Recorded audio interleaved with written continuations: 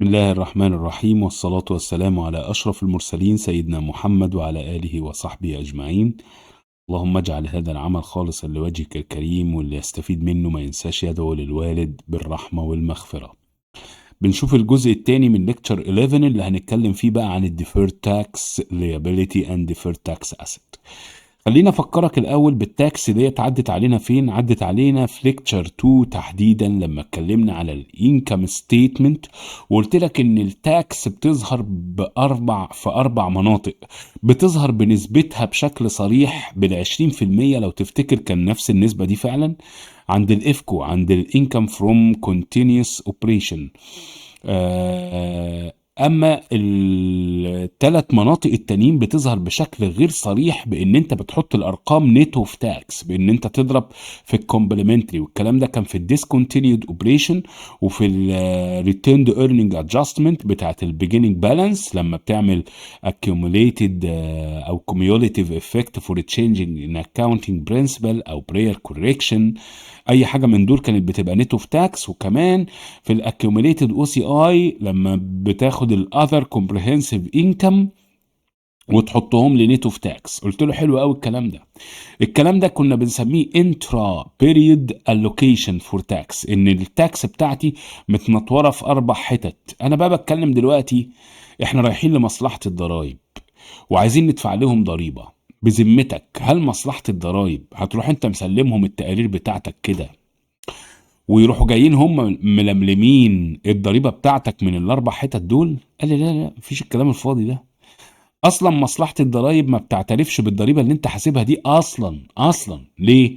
لان انت حاسبها اكوردنج للاكروال بيزس، والاكروال بيزس ده انت بتشغله وفقا للاكاونتنج بتاعتك علشان تميجر البرفورمانس بتاع الانتيتي بتاعتك بشكل يعبر عن ادائها الحقيقي. ولكن معلش يعني الاكروال بيزنس ده بيضطرك تعمل ايه؟ بيضطرك تقعد تسجل اكسبنسز انت ما صرفتهاش، انت طلعتش فيها فلوس، لمجرد ان انت بتقول لا انا استحق الكلام ده، او المبلغ ده مستحق عليا. نفس الكلام بالنسبه للريفنيو، ان انت في ريفنيو انت ما قبضتوش ورغم كده انت بتسجله. مصلحة الضرايب بقى يقول لك لا لا لا لا، انسى بقى العك ده، انسى العك ده سيادتك، لان الضريبة اللي انت موزعها لي في اربع مناطق دول ما يلزمنيش حضرتك. كشركة انا عارف ان انت بتحسب التاكس بتاعتك على الانكم اللي انت بتبقى حاسبه اكوردنج للاكروال بيزس بفرق الريفنيو ماينس اكسبنس، يديك بري تاكس انكم اللي هتبلس او تماينس منه انكم تاكس اكسبنس اور بينيفيت. بالمناسبه بينيفيت دي لما بيبقى النتيجه هنا لوس، لما بيبقى لوس بيديك تاكس بينيفيت يعني وفر ضريبي، بيديك امكانيه ان انت ترحل الخساره ديت للامام وللخلف. ما علينا التفاصيل ديت مش موضوعنا يعني. المهم ان ترحيل الخساره ده بيوفر لك في الضريبه بتاعتك اللي هتدفعها بعد كده، او اللي كنت دافعها قبل كده، او اللي عليك ولسه ما دفعتهاش. بس خلي بالك ان انت بتجيب الانكم تاكس اكسبنس بيزد اون الانكم اللي انت حاسبه بالاكروال بيزس، اللي بيبقى انكلود جواه ايتمز زي مثلا الانكم شير اوف افيليشن في الايكوتي ميثود. لما تيجي تشتغل الايكوتي ميثود في الانفستمنت ان ايكوتي سيكيورتي، لو انت عندك حد انت ليك عليه significance influence وانت مؤثر فيه تأثير جوهري، ونسبتك من 20 ل 50%، مش لما كان اللي تحت ايدك ده اللي انت مؤثر فيه لما بيحقق انكم كنت بتقول انا هسجل نصيبي في الانكم. نصيبك في الانكم ده داخل عندك هنا في الريفينيو مع انك ما قبضتش حاجه. كمان ضمن الاكسبنس هتلاقي مثلا الكريدت لوس اكسبنس اللي هو الافدا، لما بتتوقع الديون المشكوك فيها، طب ما انت ما صرفتش حاجه. وكذلك الوارنت اكسبنس، ان انت برضو بتقدر البلاء قبل وقوعه عشان انت راجل بتطبق الاكروال بيزس والكونسرفاتيزم للتحفظ والكلام ده. احنا بقى كمصلحه ضرائب لينا بتوقعاتك دي. بص بقى، انا كمصلحه ضرائب انا ما عنديش مانع ان انا اعترف بالديون اللي العملاء بتوعك ما دفعوهاش، مش اللي انت شاكك فيها، اللي ما دفعوهاش. ليه بقى؟ لان مصلحة الضرائب بتشتغل وفقا مش للاكروال بيزس، لا بيشتغلوا اكوردنج للكاش بيزس. اوبا ايوه، وبيشتغلوا اكوردنج للقوانين الضريبيه. في قانون ضريبي بيقول لك ايه اللي مسموح لك وايه اللي مش مسموح لك، فبعد اذنك تقاريرك دي لنفسك، وهتحسب منها الانكم تاكس اكسبنس، اللي لما تيجي في الانتري كده عايز تسجل التاكس تقول يا سيدي انكم تاكس اكسبنس او انكم تاكس اكسبنس ديبت. حلو قوي، ديبت بكام؟ بالرقم يا سيدي اللي انت شايفه. لكن لما تيجي تدفع لنا احنا بقى في مصلحة الضرايب وتقول كاش كريدت، لا الكاش هيبقى كريدت برقم تاني، رقم تاني وغالبا ما بيبقاش كاش لان الدفع طبعا بياخد وقت، فبنقول عليه انكم تاكس. بص تاكس برضو، بس تاكس ايه بقى؟ payable، لان انت اكيد هتدفع مش في ساعتها، يعني بيبقى فيه مفاوضات وفي طعون وفي شغلانة كده. المهم ان الرقم اللي هنا ده هيبقى مختلف عن الرقم اللي هنا. ليه؟ هو التاكس بيبل ده هيتحسب ازاي؟ قال لي ده هيتحسب من واقع الاقرار الضريبي. وهو الاقرار الضريبي ده بنعمل فيه ايه؟ ده حضرتك بتاخد الانكم بتاعك وتروح جاي بقى من منظور مصلحة الضرائب اللي اسمها في امريكا Internal Revenue Service، بنختصرها IRS، Internal Revenue Service، اللي بيشتغلوا اكوردنج بقى مش للاكروال بيزس، لا بيشتغلوا اكوردنج للكاش بيزس. يقول لك بص يا باشا احنا لينا باللي قبضته فعلا واللي دفعته فعلا، هبل بقى الاستيميتس والتقديرات بتاعت الوارنتي والتقديرات بتاعت الديون اللي انت شاكك فيها والناش دعوه بالكلام الفاضي ده. الكلام ده ما يلزمناش ومش هنعترف بيه. طب ووفقا للكاش بيزس هنعمل ايه؟ قال لي ولا حاجه، بناخد النت انكم بتاعك ونعدله بشويه اديشن وشويه ديدكشن، تكاليف واجبه الخصم وايرادات مش عارف ايه ايوه قانون الضريبي هو اللي بينص عليها. يعني مثلا هتلاقي من ضمن الاديشن ان الارقام اللي انت كنت حاططها از كريدت لوس اكسبنس وورنت اكسبنس بتلغيها، بنردها تاني للانكم ونقول له لا الغي تاثيرهم. والانكم نصيبك في الانكم من الشركه اللي انت ليك فيها تاثير جوهري اللي انت كنت اعترفت بيه تبع الريفنيو نلغيه نشيله ضمن الديدكشن عشان نوصل للتاكسبل اكاونت انكم، تاكسبل انكم، يعني الدخل الخاضع للضريبه مش البري تاكس انكم. خلي بالك بقى فروق الكلام هنا تفرق. تاكسبل انكم غير بري تاكس انكم. بري تاكس انكم اللي هو الانكم بيفور تاكس، يعني هي نفس الكلمه بس متقاله بمنطوق تاني. لكن تاكسبل انكم ده الدخل الخاضع للضريبه اللي هندفع عليه الضريبه اللي انت هتدفعها، ويبقى دي الضريبه اللي حضرتك المفروض تدفعها، يعني دي اللي المفروض تقلل بيها الكاش، بس عشان العمليه زي ما قلنا بيبقى فيها طعون وفيها وقت فبنسجلها از انكم تاكس بيبل. ممتاز. حضرتك يبقى انت كده مبدئيا عندك رقمين، الرقم الاي والرقم البي ده. انا بقى سؤالي الرقمين دول ايه هي اسباب الاختلاف ما بينهم؟ ايه اللي بيخلي في فرق ما بينهم؟ الفرق بيظهر نتيجة فروق التوقيت، فروق توقيت الاعتراف. يعني ايه فروق توقيت الاعتراف؟ انت كشركة بتعترف بحاجات وفقا للاكروال بيزس علشان انت بتقعد تعمل استيميتس وبتقعد تعمل تقديرات علشان تقيس ادائك بشكل كويس كل فترة. لكن احنا كمصلحة ضرائب هنعترف بيها برضه، بس هنعترف بيها امتى؟ لما تحصل فعلا، لان احنا بنشتغل اكوردنج للكاش بيزس. يبقى الفرق مجملا كده في كلمة واحدة هو الانتر بيريد الوكيشن. ايه ده بص على الكلمة اللي فوق دي، انترا بيريد الوكيشن. بص ظهر تحت انتر بيريد الوكيشن. قلت له ايه بقى الانتر بيريد الوكيشن؟ اللي هو تخصيص المبالغ على الفترات، على فترات مختلفة. اللي هو انت بتعترف بتكاليف ضمان في السنة الاولى مثلا، هيعترف لك بيها مصلحة الضرائب في السنة الثالثة لما تصرفها فعلا. طب انت اعترفت بيها في السنة الاولى ليه؟ لانك بتطبق اكروال بيزس وبتحب تبقى كونسرفاتيف وبتحب تقدر البلاء قبل وقوعه فبتقدرها. تقديراتك ديت لما تقع بجد وتحصل فعلا مصلحة الضرائب هتحسبها لك. الله. يبقى كده حضرتك بتفرق مبدئيا اهو ما بين كلمه انترا بيريد الوكيشن، ده توزيع الضريبه جوه تقاريرك على في الانكم ستيتمنت على 4 مناطق، صح؟ لكن الانتر بيريد الوكيشن ده توزيع الضريبه على الفترات المختلفه، وده اللي بينجم عنه اختلاف الرقمين دول، الانكم تاكس اكسبنس والانكم تاكس بيبل اللي هم ايه وبي. عندك انت بتسجل الحاجه مثلا في 2022، هو يسجلها لك في 2023، اختلاف الفترات. يبقى ما تنساش فرق المصطلحين انترا بيريد وانتر بيريد. انترا بيريد توزيع التاكس على التقارير بتاعتك في نفس الفتره. انتر بيريد ده توزيع الضريبه على الفترات المختلفه. طب انا لما اوزع الضريبه على الفترات المختلفه ويطلع الانترست او الانكم تاكس اكسبنس باللتر ايه ده، والانكم تاكس بيبل باللتر بي. يعني مثلا عشان نفهم بقى الموضوع اكتر، خلينا احط شويه ارقام. لو افترضت ان شركتي مثلا حسبت الانكم تاكس اكسبنس وطلع ب $10، مع ان في الاقرار الضريبي بنحسب الانكم تاكس اكسبنس لقيناه عامل $8، ده معناه ايه؟ ده معناه ان انا شايف ان انا المفروض ادفع ضريبه اكتر، ومصلحه الضرايب بتقول لي لا يا حبيبي ادفع اقل. لا، الموضوع مش كده. الموضوع بمنتهى البساطه ان انا حاسب ضريبه على حاجات لسه هتتخضع للضريبه من منظور مصلحه الضرايب في المستقبل، هتبقى تاكسبل في الفيوتشر، لكن انا حاسبها تخص السنه دي.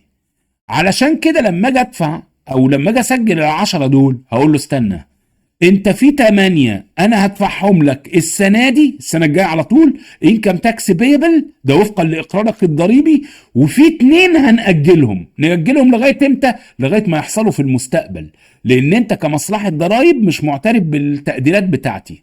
انا تقديراتي بتقول ان الانكم تاكس اكسبنس بتاعي ب10، منهم 8 انكم تاكس بيبل هدفعه فورا، واتنين هدفعهم قدام متأجلين. وطالما متأجلين يبقى نعمل بيهم liability برضو علينا، بس نقول عليه بقى ايه؟ deferred tax liability. يعني ايه بقى deferred tax liability؟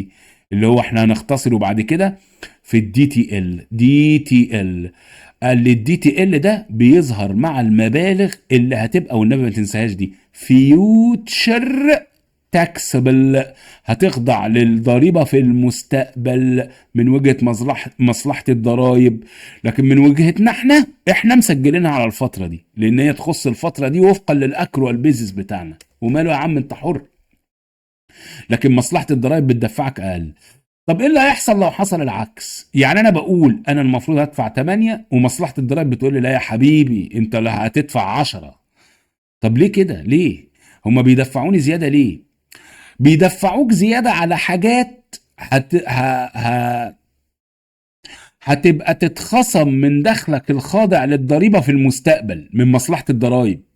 يعني ايه؟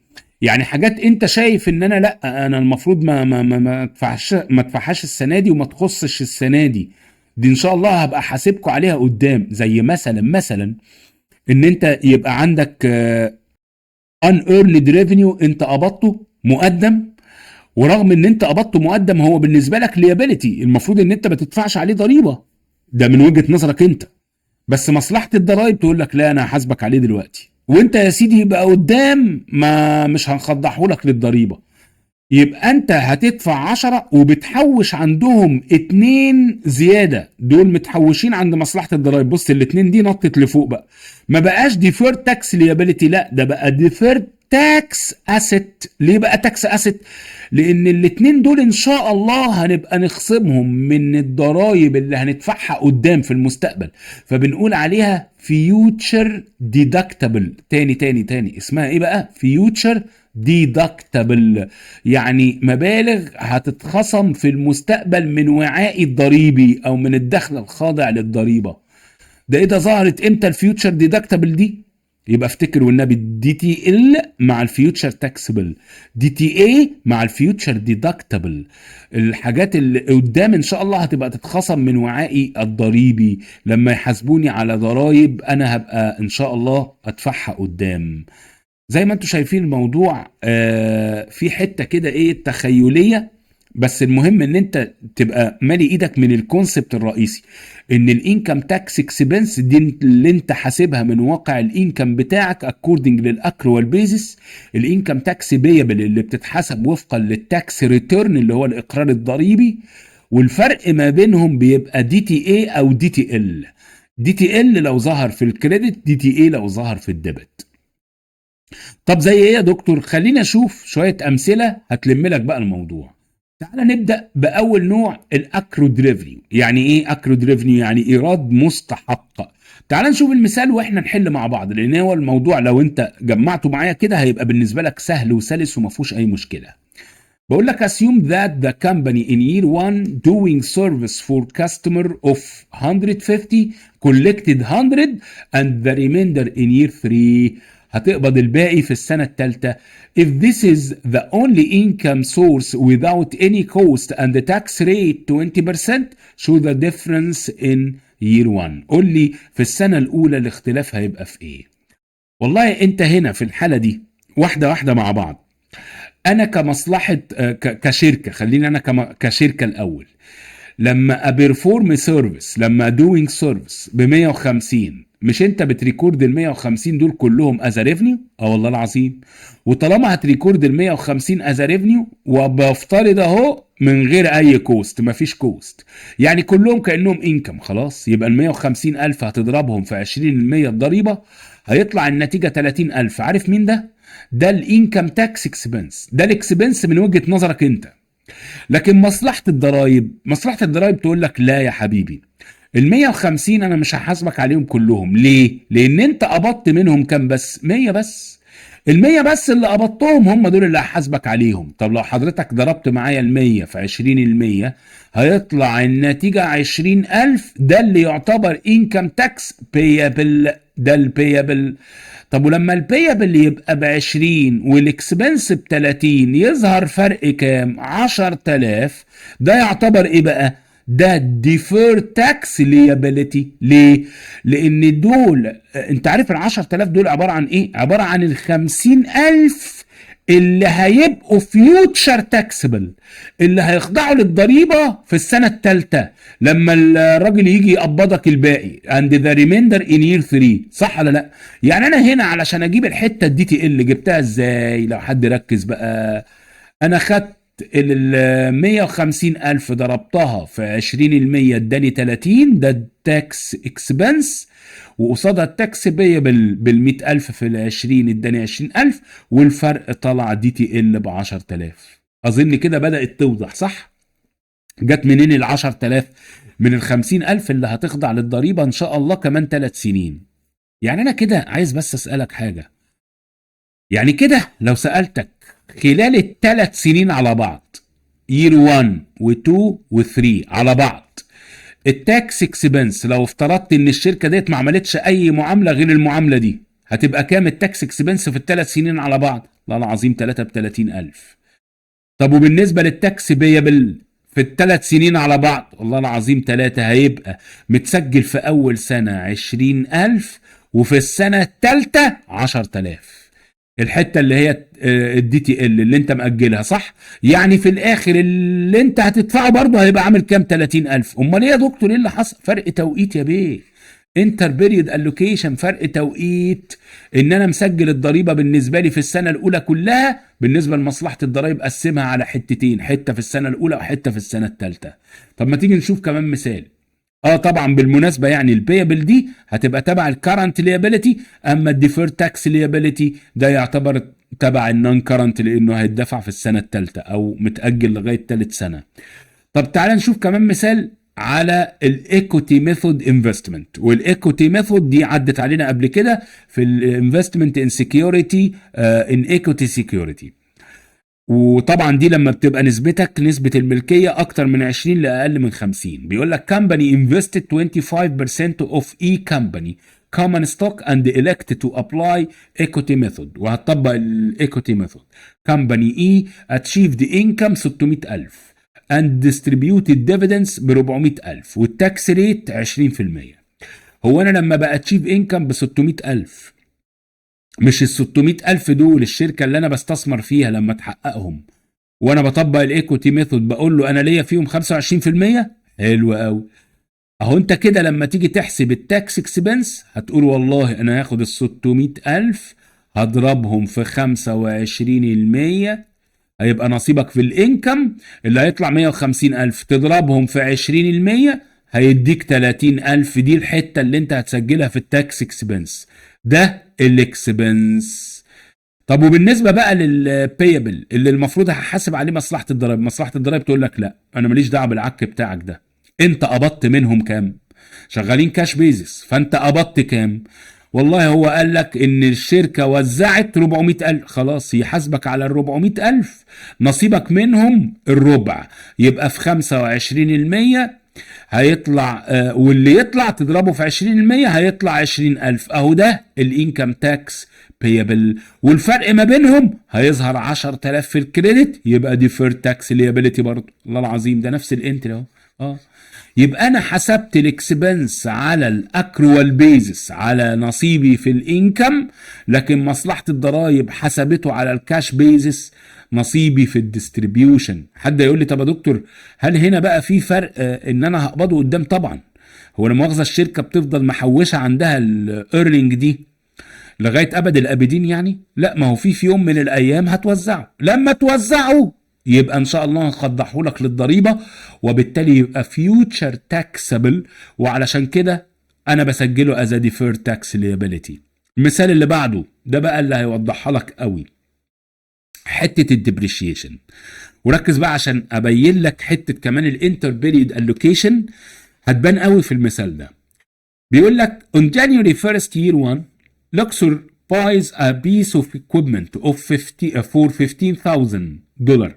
It will be depreciated over its 3-year useful life on the straight line basis for financial reporting. يبقى احنا بنستهلكها بطريقة straight line وملهاش salvage value.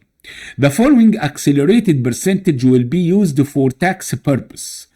قال لك في التاكس بيربس بقى هنشتغل بطريقه تانية، هنشتغل بطريقه اكسلريتنج. وعلى فكره عندنا قانون الضرائب المصري حتى بيحط نسب اهلاك للاسيتس، يقول لك هتستهلكها اهلاك معجل بالنسب التاليه، وهو بيفترض معاك نسب معينه كده بيفرضها عليك، يقول لك الالات اللي من النوع ده تهلك بالمعدل ده. واللي فيكم يعني شغال اكيد عارف الكلام ده، واللي حتى في سنه رابعه وخد محاسبه ضريبيه برضه هيبقى عارف الكلام ده. المهم فبيقول لك للاغراض الضريبيه احنا نستهلكها بقى بطريقه اكسلريتنج، 40% في اول سنه، و40% في ثاني سنه، و20% في السنه الثالثه for the years 1 لغايه 3 respectively, knowing that the enacting tax rate 40%. التاكس ريت بتاعنا كان 40%، assuming ان الانكم كان 106,000 و106,000 و106,000 للسنين 1 2 3 before deducting الديبريشيشن، قبل ما نشيل الديبريشيشن،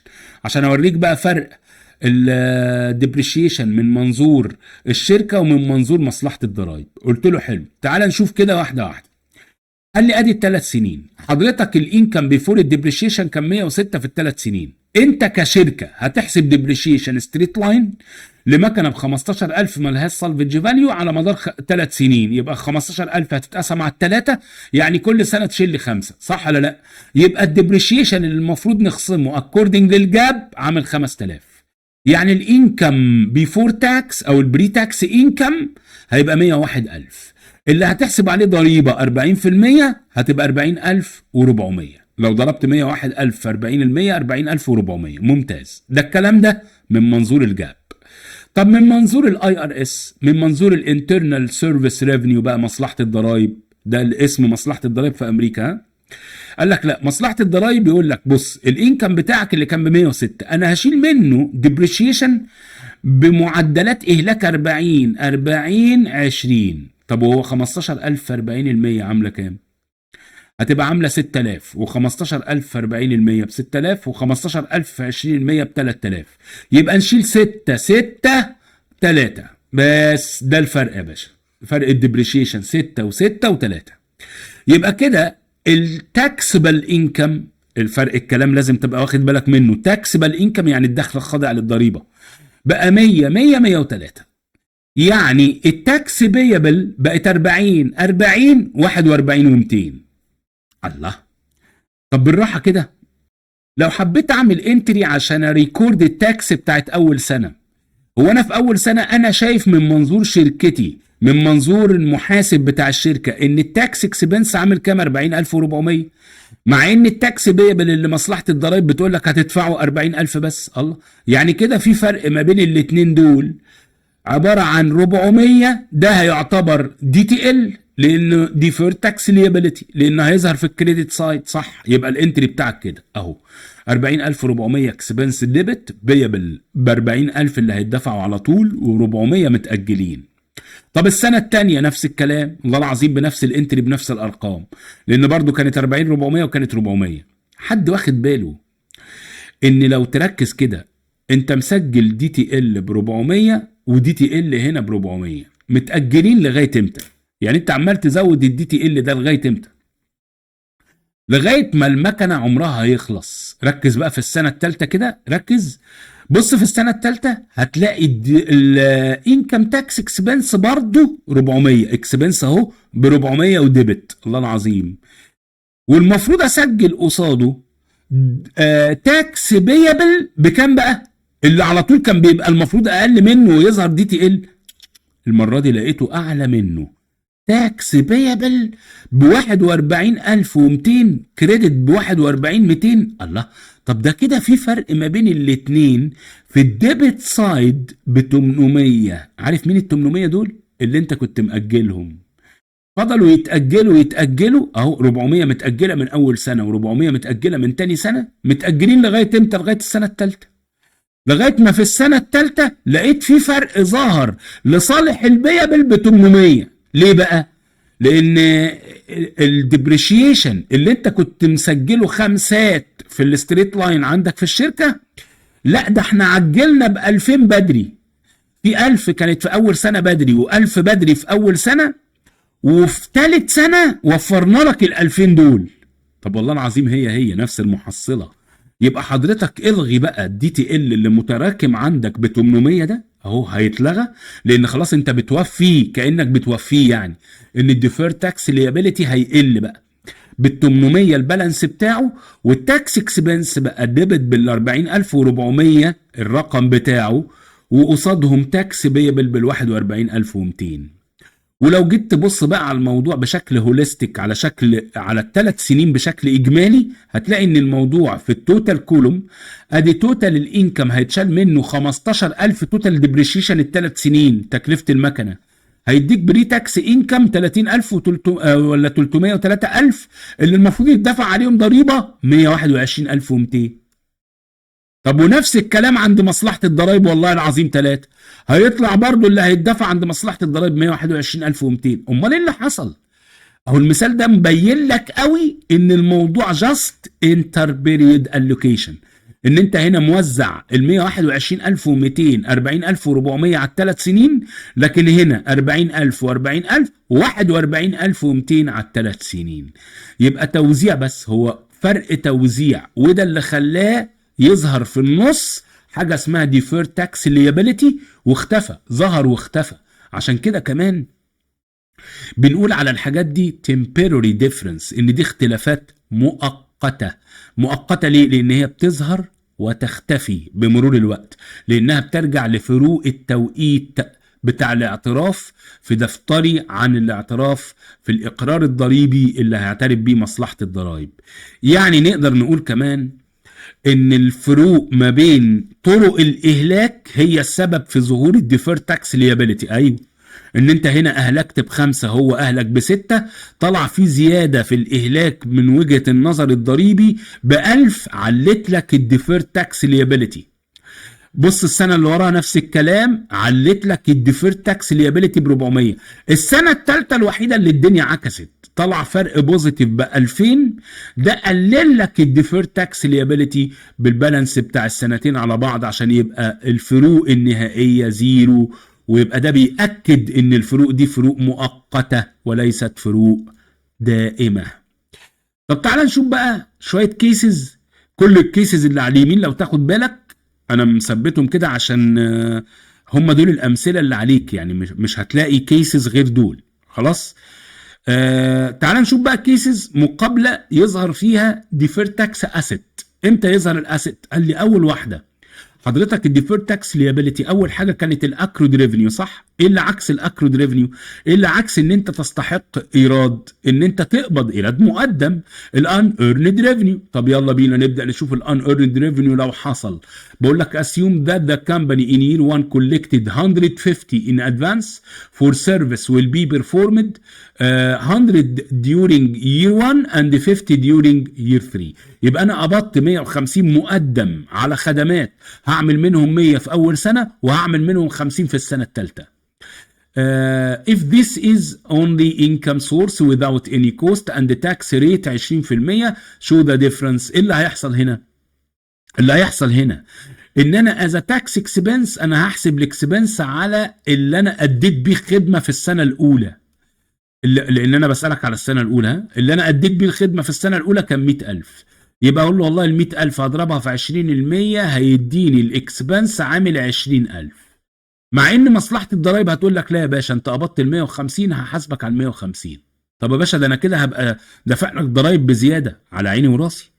قدام ان شاء الله نبقى مش هنحاسبك عليهم، هيبقوا فيوتشر ديدكتبل. بص بقى اللغه اختلفت، بقوا فيوتشر ديدكتبل، هنشيلهم لك من الاقرار الضريبي في السنين الجايه يا سيدي، مش هنحاسبك عليهم.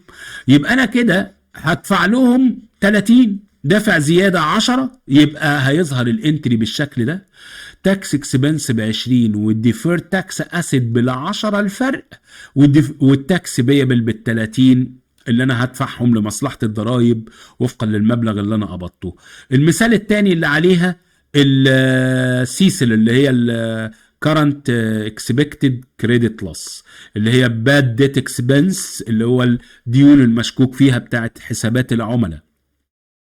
تعال نشوف كده، بقول لك in year 1 company achieve income 150,000 before deducting estimated credit loss expense 50,000.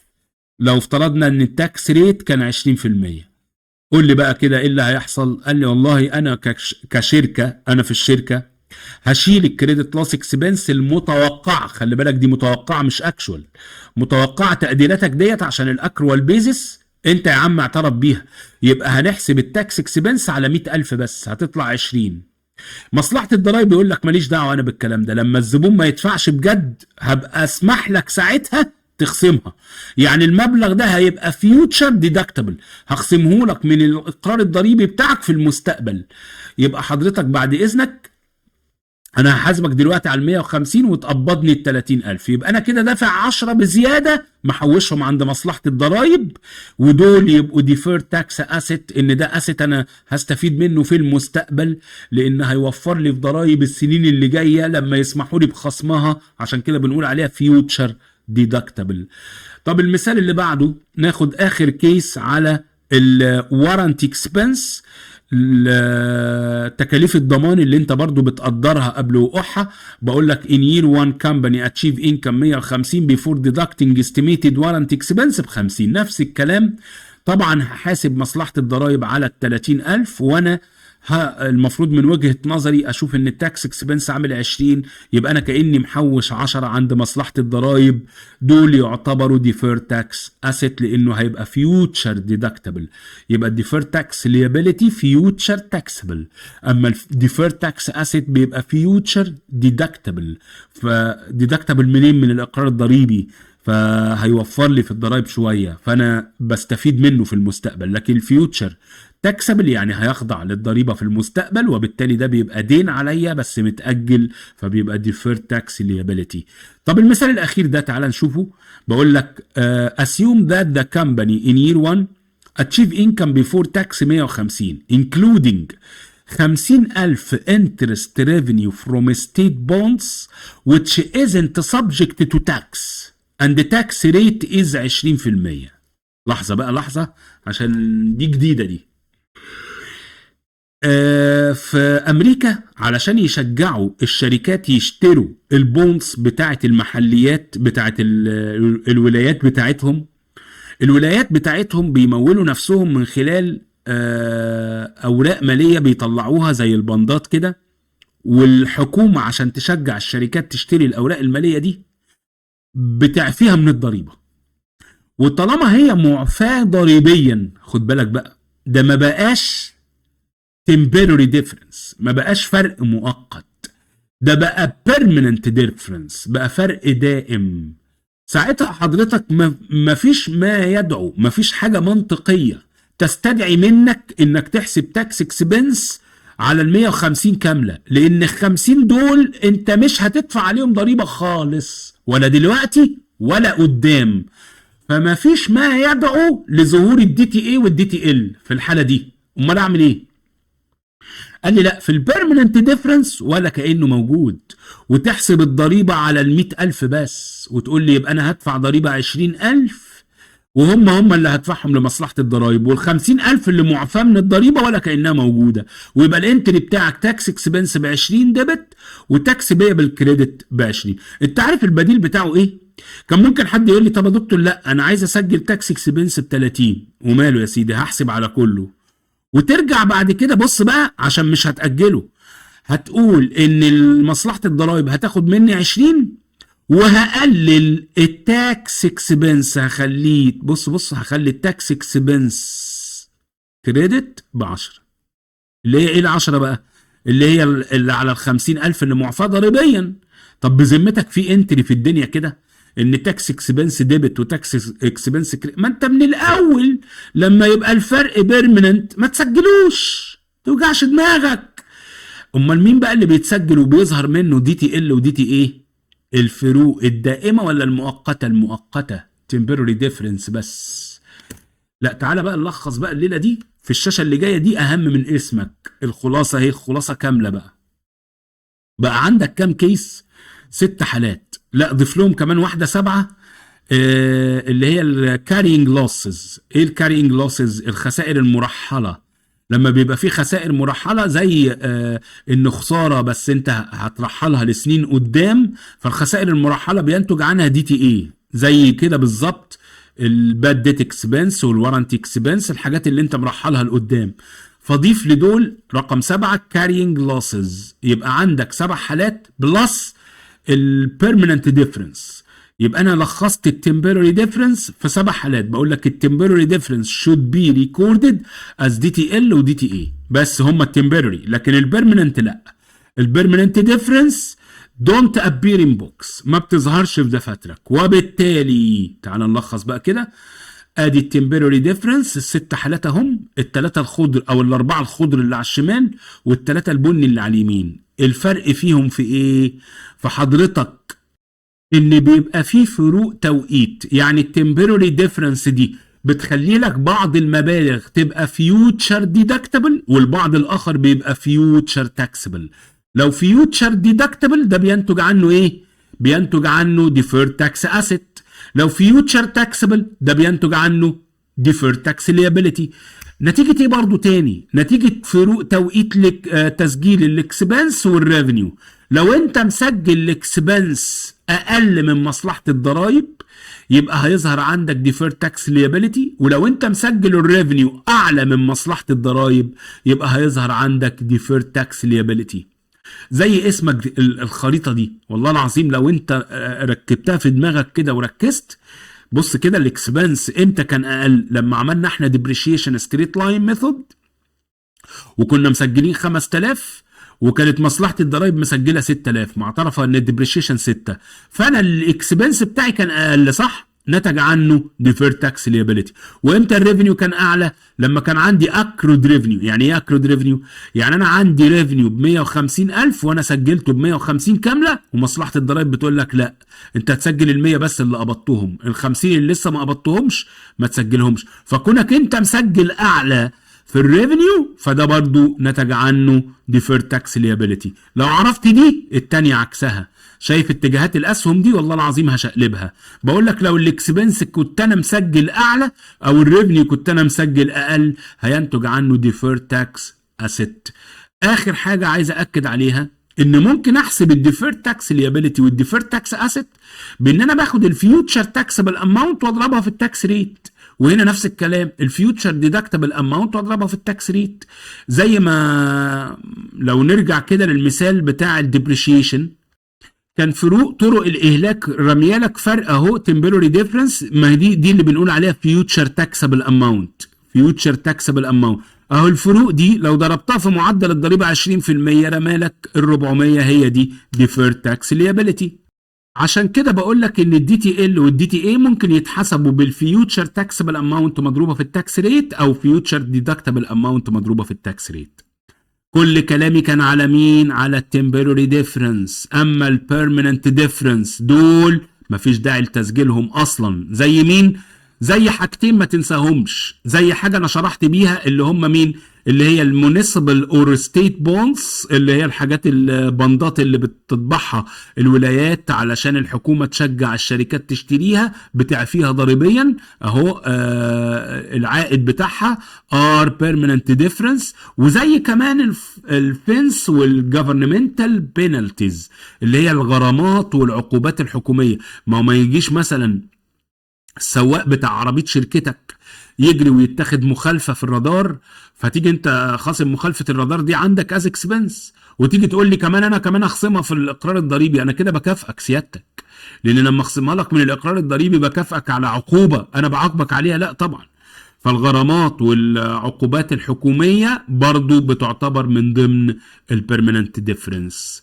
حاجة أخيرة ممكن نستخدمها في الكالكوليشن، بقول لك خلي بالك إن الإنكم تاكس اكسبنس نقدر نحسبه بإن أنا باخد التاكس بيبل وببلس ورا ماينس منه اللي تشينج في الديفيرد تاكس أسيت، وببلس ورا ماينس منه اللي تشينج في الديفيرد تاكس ليابيليتي بنفس طريقة الكاش فلو.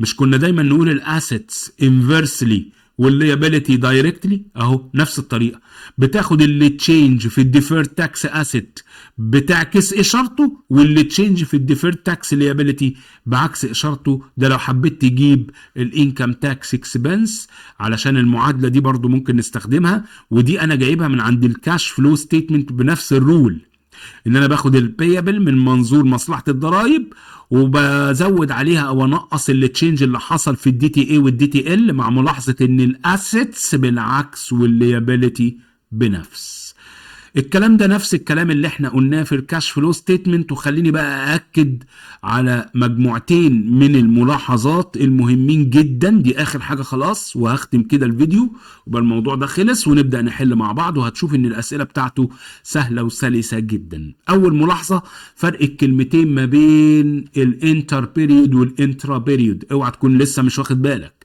ان الانترا بيريود دي اللي بتالوكيت التاكس بتوين الريبورتس بتاعتك ما بين 4 اماكن، افكو وديسكو والريتيند ايرنينج ادجستمنت والاو سي اي.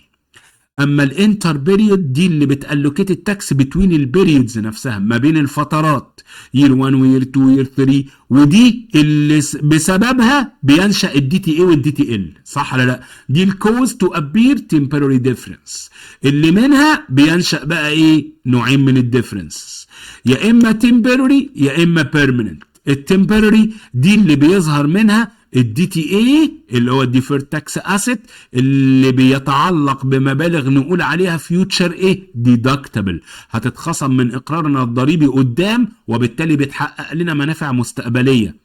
اما النوع الثاني الدي تي ال ديفيرد تاكس ليابيليتي، وده اللي بيظهر مع الفيوتشر تاكسبل، حاجات هتخضع للضريبه في المستقبل. النوع الثاني البيرمننت ديفرنس، لا البيرمننت ديفرنس ده ولا كانه موجود، shouldn't be recorded. الملاحظه الاخيره بقول لك خلي بالك وانت بتحسب الدي تي اي والدي تي ال، بص معايا كده، سيبك من اللي ظهر اهو كانه مش موجود. وانت بتحسب الدي تي اي والدي تي ال، انت دلوقتي واقف في يير 1 وعايز تحسب ديفيرد تاكس ليابيليتي، وعايز تحسبه على مدار مثلا 5 سنين، ايتم معين هيأثر معاك في 5 سنين جايين، ادي يير 1 و2 و3 و4 وادي يير 5. انت عارف مثلا ان عندك مكنه وبتحسب لها ديبريشيشن على مدار 5 سنين وانت شغال ستريت لاين، ومصلحه الضرايب بتشغلك اكسلريتد ميثود، تحديدا بنظام امريكي كده بيسموه الماكريس سيستم، اللي هو موديفايد اكسلريتد كوست ريكفري سيستم. هتاخد السيستم ده بالتفصيل في بارت 2 ان شاء الله في سيكشن اي لما نيجي ناخد الانفستمنت ديسيجن، لان هتشوف ساعتها ان كل الشغل بيه. المهم يعني ما علينا، لو انت شغال خلال ال5 سنين دول وانت بتحسب الضريبه بتاعتك وبتحسب ديبريشيشن في السنه الاولى والثانيه، وعرفت ان في قانون صدر بتغيير نسبه الضريبه بدل ما انت شغال ب20% مثلا على مدار السنتين دول، لا، في قانون صدر، والقانون دايما بيبقى ليه تاريخ كده، يقول لك هيبدأ تنفيذه القانون ده هيبقى افكتيف في التاريخ الفلاني. فقال لك القانون هيبقى افكتيف مثلا في يير 3 بان الضريبه هتبقى 30%. لا، يبقى ساعتها بعد اذنك السنين بقى من يير 3 لغايه يير 4 ويير 5 تشتغل بال 30% بالنسبه الجديده. بس الكلام ده امتى؟ انا كلامي كان واضح، لما يكون القانون ايه؟ صدر اوريدي enacted. الكلمة دي مهمة، enacted in law، يعني صدر بقانون فعلا ان نسبة الضريبة هتتغير. عشان كده دي الملاحظة اللي ظهرت، بقول لك لو الشركة اتأكدت ان نسبة الضريبة هتتغير في السنوات المستقبلية وفقا لنسب جديدة، يجري اصدار قانون بها. اصدار قانون بها اهو، يبقى وانت بتحسب العناصر المؤجله احسبها بالنسب المستقبليه، بس بشرط تكون ايه؟ has been enacted into law، يعني تكون فعلا صدر بيها قانون بالفعل. اما البيرمننت ديفرنس زي ما قلنا، فدي shouldn't be recorded اطلاقا، ولا كانها موجوده وما تظهرش في الدفاتر نهائيا. وبكده يبقى التاكس كمان خلصت. ما فاضلش غير نحل شويه اسئله بقى على الليس والتاكس. انا عارف ان هم موضوعين جداد عليكم ومحتاجين يتسمعوا كذا مره علشان يبقوا فاميليار بالنسبه لك، وانت بتحل الاسئله هتلاقي بقى الموضوع بقى سهل خالص. واشوفكم ان شاء الله في فيديو الاسئله، والسلام عليكم ورحمه الله.